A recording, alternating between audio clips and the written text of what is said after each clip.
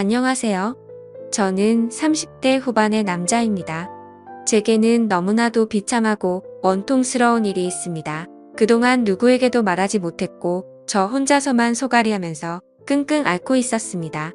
하지만 많은 분들이 보고 계신 이곳에 제 고민을 말씀드리면 조금이나마 제 마음을 털어낼 수 있지 않을까, 혹은 조언을 얻을 수 있지 않을까 하는 마음으로 사연을 보내게 됐습니다. 지금부터 제 인생 모조리 박살나게 만든 이야기 털어놓을게요. 제 부모님은 젊은 나이에 저를 낳으셨습니다. 어머니가 20살이셨고 아버지가 21살 때 저를 낳으셨다고 하더군요. 원래는 그때 당시 밤낮으로 바쁘게 장사를 하고 있던 시기여서 저를 의도적으로 낳으려고 했던 건 아니었다고 합니다. 그렇게 계획도 없이 갑작스럽게 저를 임신하셨고 저를 낳게 되었습니다. 저는 바쁜 부모님을 대신해 어릴 때부터 성인이 될 때까지 할머니 손에서 자랐습니다. 그래서 저는 부모님보다는 사실 할머니를 부모님처럼 모시며 커왔었고, 제게는 누구보다도 부모님 두 분의 사랑이 애틋했습니다. 그나마 어머니는 최대한 시간을 내서 저와 놀아주셨지만 무뚝뚝한 아버지와는 일반적인 가정에 비하면 조금은 더 어색한 사이였죠. 게다가 부모님과 제 나이 차가 많이 나지 않다 보니 학창 시절에 어딜 가서 제 나이 듣고 부모님 나이 들으면 다들 놀라워하시곤 했습니다. 그땐 몰랐습니다. 젊은 부모님을 가지고 있다는 게 이런 비극의 시초가 될 줄은 꿈에도 생각하지 못했습니다. 아무쪼록 저는 고등학교를 졸업하자마자 우연치 않게 아는 분의 소개로 뱃일을 시작하게 됐습니다.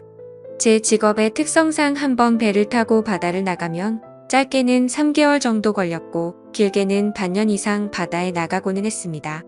그리고 육지로 들어와봤자 보통 짧게는 2주 안팎으로 머물렀고 길게 있어봤자 2달 정도만 쉬다가 다시 바다로 나갔습니다. 이러한 부분들이 조금은 힘들 때도 있었지만 사람은 익숙함이 무섭다더니 계속해서 하다 보니 힘든 것도 잘 모르겠더라고요. 그렇게 남들과는 다른 생활을 극복하면서 지내다 보니 어느새 제가 타는 배 안에서의 직급도 차츰 올라갔고 연봉도 대기업 연봉 부럽지 않게 벌어서 만족하고 있었습니다. 내성적인 성격이었기에 가끔씩 육지로 내려와도 연애할 생각도 크게 나지 않았고 긍정적으로 생각하려다 보니 제 나이대 친구들보다 돈을 훨씬 많이 버니까 그게 마냥 좋았죠. 아무쪼록 월세를 내면서 살 바에는 돈을 꼬박꼬박 모으자고 생각해서 적금을 넣었고 나머지 남는 돈은 부모님께서 사시는데 보태어 쓰시라고 용돈을 보내드렸습니다. 그렇게 시간이 흘러가다 보니 제 나이도 어느덧 20대 중반이 되었습니다. 처음에는 일도 힘들고 생활에 익숙하지 않았던 터라 여자 생각은 전혀 나지 않았는데 일은 눈 감고도 할 정도로 익숙해져갖고 모아놓은 돈만 많이 쌓여가다 보니 그때부터는 많이 외로워지더라고요. 그래서 저는 친구를 통해 소개팅 좀 시켜달라고 하게 됐습니다. 그렇게 육지로 들어올 때마다 소개팅을 받았죠. 근데 항상 문제가 되는 건 다름 아닌 제 직업이었습니다. 항상 데이트를 즐겁게 하다가도 제가 일하는 방식을 들으면 하나같이 여자들은 기겁을 하더라고요. 이해가 되지 않는 바는 절대 아니죠. 한번 육지로 와봤자 길어야 2달만 머무르다 헤어지고 바다로 나가면 길게는 반년 이상을 보내다 오는데 어찌 보면 기약 없이 이런 만남을 이어가야 하는데 문제가 아닐 수가 없었죠. 심지어 군대는 2년 정도만 기다리면 차라리 끝이 있었지만 저는 제 직업을 포기하지 않는 이상 끝이 나지 않는 거였기에 그렇게 기겁하는 모습을 이해했습니다. 그렇게 저는 매번 소개팅에 실패를 하다 보니 아버지께서 보다 못했는지 갑자기 제게 소개를 받아보겠냐고 하시더라고요. 지인분 딸인데 아주 참하고 마음씨도 예뻐서 연락처를 물어놨다고 하셨습니다. 그래서 저는 넙죽 소개를 받겠다고 말씀드렸고 만나게 되었습니다. 처음 만난 그 여자는 아버지의 말대로 외모도 참했고 성격도 좋았기에 저는 첫눈에 반하고 말았습니다. 그래서 기존에 소개받던 여자들과는 달리 이 여자와는 꼭 연애를 하고 싶다란 생각이 컸었죠. 그래서 무식하고 이상해 보일 건 알았지만 제 통장부터 깠습니다. 저는 직업이 남들과는 달라서 제약이 있는 부분도 있지만 나중에 제 가족 다 먹여 살리고 싶어서 이렇게 열심히 일하고 있다고 했습니다. 그러자 그 여성분은 갑자기 웃으시더라고요. 비웃는 게 아니라 천만 남의 통장을 보여주는 제 모습에 갑자기 너무 귀엽고 웃겨서 웃었다고 했죠. 그 순간 저는 이 여자의 행동을 보고 마음속으로 그린라이트인가? 라는 생각이 들었습니다. 그래서 저는 더 침착하고 조심스럽게 말했습니다. 제가 바다로 나가고 육지에 머무르는 그런 기간들에 대한 얘기부터 시작해서 이것저것 많은 대화들을 나누었습니다. 그리고 제 진심을 알아줬는지 저희는 교제를 시작하게 되었습니다. 남들과는 너무 다른 교제 방식에 미안하기도 했지만 다른 사람에게 참아 보낼 수가 없었습니다. 많이 이기적인 걸 알았기에 제 모든 진심을 다해서 아껴주고 사랑해줬습니다. 그래서 아내와 1년 정도 사귀었을 무렵 저는 아내에게 프러포즈를 하게 됐습니다. 못난 저 때문에 이렇게 제약적인 만남을 해주는 것도 미안한데 고생하는 모습 보고 싶지 않다고 했습니다. 처가댁은 저희 집과 마찬가지로 돈이 많거나 그런 건 아니었습니다.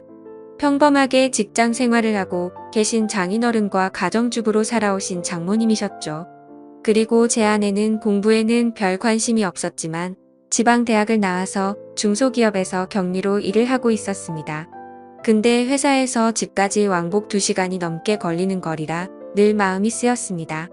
그래서 저는 그런 아내를 더 편하게 해주고 싶은 마음과 평생을 함께하고 싶은 마음에 결혼하자고 하게 되었던 거죠. 하지만 예상대로 아내는 쉽사리 수락을 하지 않았습니다. 제가 싫지 않고 만나서 함께 있으면 너무 행복하고 좋은데 바다로 한번 나가면 너무 오랫동안 못 보는 게 어느 정도 걸린다고 하더라고요. 근데 평생 그럴 걸 생각을 하니 생각할 시간이 필요할 것 같다고 했습니다. 그래서 저는 지금처럼 연애를 하면 내가 육지로 나와서도 우리는 약속 시간을 정해서 서로 만나고 또 다시 집으로 헤어지고 하는 걸 시간이 아깝지 않냐고 했습니다. 함께 같이 살면서 조금이라도 더 오랫동안 계속 붙어 있는 게 좋지 않겠냐고 말했죠. 그리고 제 진심을 담아서 말했습니다. 출퇴근하느라 고생하는 것도 그만했으면 좋겠고 하루라도 빨리 우리를 닮은 아기를 낳아서 더 행복한 가정 만들고 싶다고요. 그러자 아내는 고민 끝에 결국 제 프러포즈를 수락해줬습니다. 그렇게 저희는 서둘러서 양가 어른분들을 모시고 상견례를 마쳤고 다음에 육지로 돌아왔을 때 결혼하기로 날짜까지 정하게 됐죠. 참으로 미안했습니다. 제가 신혼 준비를 도와주지 못해서 아내는 제 어머니와 같이 대부분의 결혼식 준비를 함께 하게 되었고 그러는 과정에서 친엄마 친딸처럼 친해졌더라고요. 그래서 저는 아내와 상의 끝에 저희 부모님을 모시고 함께 지내기로 했습니다. 아무래도 제가 자리를 비운 사이 혼자 쓸쓸히 지낼 아내를 생각하니 마음이 쓰이더라고요. 그렇게 저희는 결혼식을 하게 되었고 참 감사하게도 저희는 허니문 베이비가 생기게 되었죠. 저는 바다에 나가 있었고 아내의 임신 소식을 듣자마자 너무 신이 나서 같이 일하는 동료들에게 실컷 자랑을 했고 참 많이 행복했습니다. 저는 기대에 부풀어 행복한 가정을 꿈꾸며 열심히 돈 벌자라는 마음으로 즐겁게 뱃생활을 했습니다. 그렇게 시간은 흘렀고 제 아내는 세상 누구보다 예쁜 딸아이를 출산하게 됐죠. 정말 어릴 적부터 꿈꾸던 가정을 만들고 있는 것 같아서 눈물나게 행복했고 제 인생에 아내와 딸만 있으면 그 어떤 일도 다 할 수 있겠다고 생각했습니다. 그리고 앞으로 아이가 생겼는데 분가를 하는 게 좋을지 물었습니다. 아내는 제 말처럼 혼자 지냈으면 무섭고 외로웠을 것 같다며 부모님과 지내는 게 지금은 생각보다 좋다고 만족해 하더라고요. 저희 부모님도 아내가 참 예쁘고 일도 잘해서 너무 사랑스럽다고 칭찬 일색이셨고 같이 지내면서 손주도 보면 좋을 것 같다고 하셨습니다. 그렇게 저는 모든 것이 다 완벽하다고 느끼고 있었습니다. 하지만 그 완벽한 날들은 오래가지 못했습니다. 정말 슬프게도 제 어머니가 갑작스럽게 교통사고로 돌아가셨습니다. 길을 가다가 급히 무단횡단을 하시다가 달려오던 차에 치여서 세상을 떠나시게 된 거죠. 그때는 어머니를 잃은 슬픔에 잠겨 다른 생각들은 전혀 할 수가 없었습니다. 그로 인해서 앞으로 벌어질 비참한 비극은 생각조차 못했습니다. 어머니를 잃은 슬픔에 잠시 일을 쉬었고 저는 다시 저희 가정을 먹여 살리기 위해 다시 배를 타기 시작했습니다. 그래서 그날부터 저희 집에는 제 아버지와 아내 그리고 딸아이만 있었죠. 어머니를 잃게 됐지만 아버지는 생각보다 괜찮으셨고 제 아내는 우울 증세가 올 정도로 많이 슬퍼했습니다. 친엄마처럼 따르고 지냈었기에 정말 많이 힘들어 하더라고요. 그래서 저는 아내가 걱정되어서 시간이 날 때마다 연락을 했고 아내는 걱정 말라며 괜찮게 지낸다며 시아버지 또한 잘 지내고 있다고 하더군요. 그런 모습에 저는 점점 아내의 우울 증세가 나아지고 있구나 하고 안심을 했습니다. 그렇게 제 어머니가 떠나가신 지 1년이란 시간이 지났습니다. 제가 다시 바다로 떠난 지 얼마 안 되어서 아내는 임신을 했다고 연락이 왔습니다. 그때도 첫 아이를 가졌을 때처럼 저는 정말 미친 듯이 기뻤습니다. 하늘나라로 가신 어머니가 저희 슬프게 지내지 말라고 선물로 아이를 보내줬다고 생각했습니다. 그날은 어머니 생각이 더 많이 나서 눈물로 밤을 지새웠던 것 같아요. 시간이 또 빠르게 흘러갔고 제 아내는 둘째로 사내 아이를 출산하게 됐습니다. 저는 제 어깨가 더 무거워졌지만 행복했습니다. 사랑하는 아내와 제 2명의 자식들을 위해선 못할 게 없었으니깐요. 이 세 사람을 제 인생의 축복이라고 생각하고 사명감을 갖고 더욱 열심히 살았습니다. 그런데 뭔가 이상한 점이 분명히 있었습니다. 제가 한 번씩 육지에 머무를 때를 생각해보면 아버지는 둘째 아들을 유독 좋아하셨습니다. 첫째 손녀를 낳았을 때는 보여주신 적 없던 모습들을 종종 보여주셔서 뭔가 이상했죠. 손녀 때는 그냥 좀 시큰둥하시던 분이 둘째는 너무 사랑스럽게 대하시기에 저는 단순히 딸이 아니라 사내 아이라서 저렇게 좋아하시는 건가 라고 생각했었습니다. 그러던 어느 날 제 인생에서 가장 비참하고 충격적인 순간의 날이었습니다. 날씨가 좋지 않은 바람에 저희는 예정보다 일찍 하선을 하게 되었습니다. 그래서 깜짝 놀래켜주고 싶은 마음에 미리 연락 없이 즐거운 마음으로 집으로 향했죠. 그때 시간은 한창 아이들이 유치원에 가 있을 시간이었습니다. 저는 저를 보고 반가워할 아내를 상상하며 현관문 비밀번호를 누르고 들어갔습니다. 그런데 뭔가 느낌이 쎄하더군요. 문을 열자마자 아내가 반가워하면서 뛰쳐나올 거라 생각했는데 아무 말도 없이 안방에서 조용한 인기척만 들리더군요. 아, 설마 아내가 딴 남자와 불륜 짓을 하는 건가라는 생각에 극도로 심장이 쿵쾅거렸습니다. 불길한 예감을 안고 그대로 신발도 벗지 않고 달려들어가서 안방문을 벌컥 열었습니다. 아니다 다를까. 불길한 제 예감은 적중했고 제 예상대로 아내는 바람을 피우고 있었습니다. 근데 더 충격적인 건 진짜 상상조차 못한 현장을 목격했기 때문이죠. 저는 아내가 바람을 피워서 다른 남자를 집안에 끌어들였구나 생각만 했지 제 아내와 함께 있었던 상대가 제 아버지일 거라고는 감히 상상조차 하지 못했습니다. 안방문을 여니 아버지와 아내는 다급하게 옷을 입고 있었고 저와 눈이 마주쳤는데 저는 정말 어떤 심정이 들었을까요? 너무 충격을 받은 저는 그 자리에서 주저앉았습니다. 생전 처음 알았습니다. 사람이 얼마나 충격을 받으면 주저앉는지를 말이죠. 멍하니 넋없이 아무 말도 못하고 있었습니다. 조금 뒤에 아버지라는 가면을 쓴 그 인간은 아무 말도 안 하고 도망치듯이 집 밖으로 나가버리더군요. 그리고 제 아내는 옆으로 다가와서 미안하다며 한 번만 용서해달라고 빌고 있는데 그때 기분은 너무 불쾌해서 목소리조차 듣기가 싫더라고요. 제 옆에서 울면서 아내는 제게 말했습니다. 시어머니가 돌아가시고 너무 우울해서 매일같이 너무 슬펐다고. 근데 제가 옆에 없으니까 병원까지 다닐 정도로 심해졌답니다. 그렇게 외로움이 극에 달했을 때 아내는 시아버지와 매일같이 술을 마시게 됐고 어느덧 술 기운에 자신도 모르게 실수를 하게 되었고 그 이후로는 누가 먼저라고 할 것도 없이 자연스럽게 이런 관계가 됐다고 했습니다. 당연히 이런 말도 안 되는 상황이 잘못된 건 알고 있었고 잘못된 상황을 바로 고쳐보려고 노력을 해봤었답니다. 하지만 아무리 노력해봐도 이미 엎질러진 물은 수습이 되지 않았다네요. 그래서 아내에게 언제부터 이런 짓거리를 했냐고 물었습니다. 시어머니 돌아가시고 6개월 정도 지나서부터였다고 하더군요. 정말 피가 거꾸로 솟는 듯한 기분이 들었고 그 말을 듣자마자 순간적으로 불안한 생각이 스쳐 지나갔습니다. 왜냐하면 아버지가 둘째 아들만을 유독 특별하게 아끼던 모습들이 떠올랐기 때문이죠. 저는 앞뒤 가릴 거 없이 직설적으로 물었습니다. 둘째 아들이 내 아이 맞냐고 하니까 아내는 아무 말도 없이 고개를 숙이고 있더라고요. 제가 빨리 대답하라고 소리 지르니까 아내는 미안하다며 울기만 하더라고요. 니네가 짐승이지 진정 사람이냐며 있는 힘껏 소리를 질렀습니다. 현관문이 열려 있어서 동네 사람들이 수근대면서 쳐다보고 지나가는데 그딴 건 전혀 눈에 들어오지도 않더군요. 저는 그 자리에 더 있다가는 정말 크게 사고를 칠 것 같아서 일단 집 밖으로 뛰쳐나갔습니다. 어떻게 이런 일이 실제로 일어날 수가 있나 생각했고 그 충격은 절대로 쉽게 헤어나올 수가 없더군요. 그래서 며칠 동안 정신을 잃어서 쓰러질 때까지 술을 마시고 모든 연락을 끊고 있었습니다. 그 힘든 와중에도 어떻게 해야 하나 현실적인 생각들을 하게 되더라고요.